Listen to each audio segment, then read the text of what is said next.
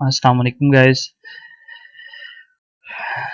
आज का जो टॉपिक है वो है हमारा renal colic, pain in kidney.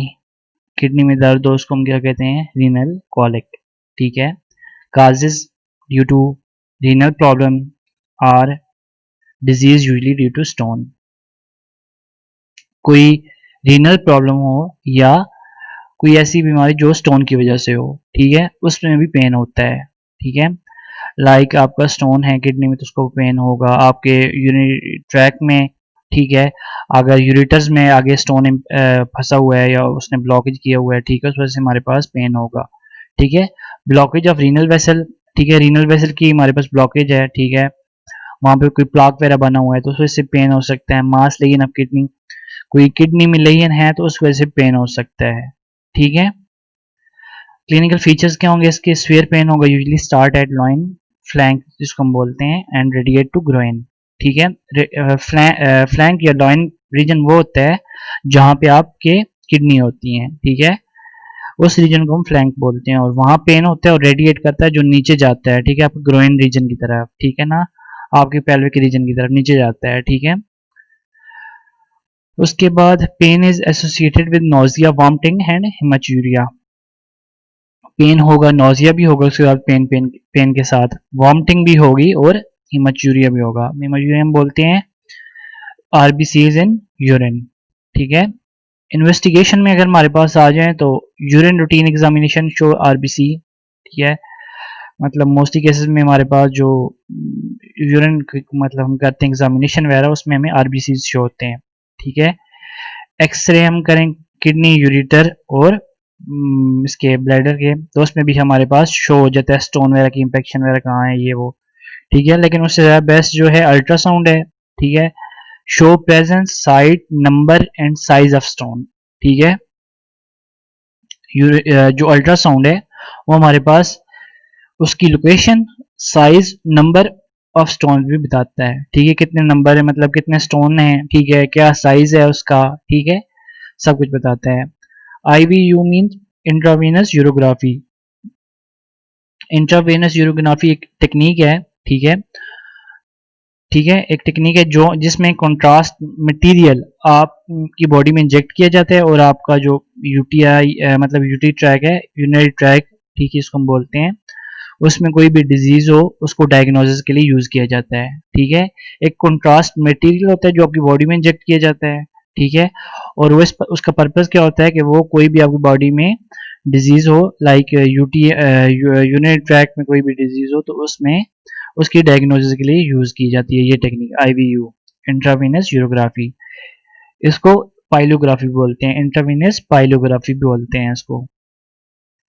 Treatment क्या है इसका? हमारे पास एनाल्जेसिक दें, ठीक है, पेन वगैरह के लिए नॉस्पा दे दें, ठीक है, उसके बाद हमारे पास डिक्लोरॉन दे दें इंजेक्शन वगैरह। ठीक है। उसके बाद हमारे पास बेड रेस्ट और उसके बाद हम बोलते हैं मतलब प्लेंटी ऑफ वाटर, मतलब पिए बंदा, ठीक है, उस वजह से मतलब पेन खत्म हो जाता है। ठीक है।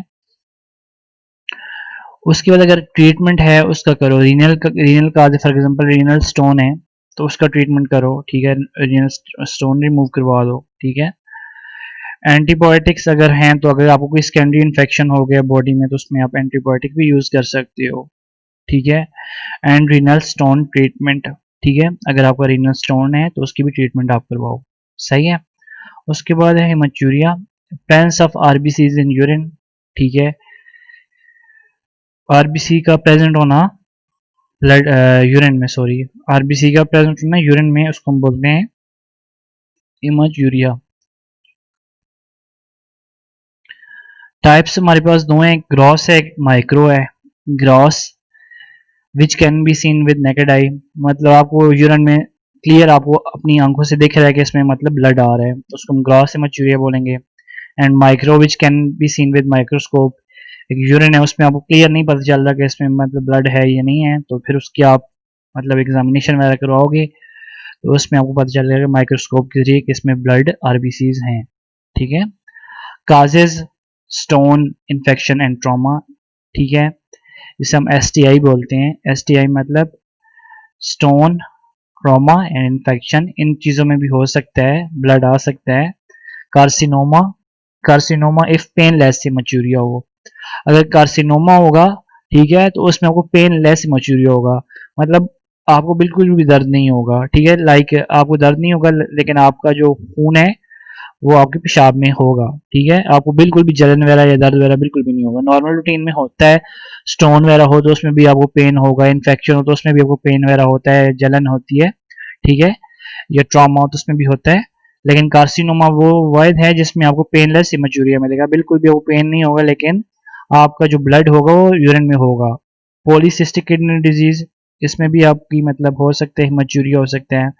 Nephrotic syndrome, glomerulonephritis, GN mean glomerulonephritis, जब हमारे पास ग्लोमेरुलस की जो इन्फ्लेमेशन हो जाती है, ठीक, उसको हम बोलते हैं ग्लोमेरुलोनेफ्राइटिस, ठीक है, इसमें भी हमारे पास पेन वगैरह या इसमें भी हमारे पास हेमोचूरिया होता है, ठीक है।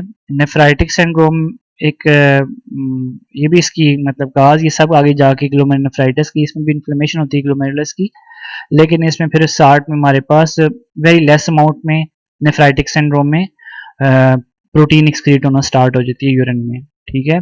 इससे आगे एक सब टाइप, इसकी एक और टाइप है नेफ्रोटिक सिंड्रोम, मोर स्वेयर है, जिसमें हमारे पास बॉडी में एडिमा भी होता है और हमारे पास क्या होता है, ज्यादा अमाउंट ऑफ प्रोटीन एक्सक्रीट होती है यूरिन में।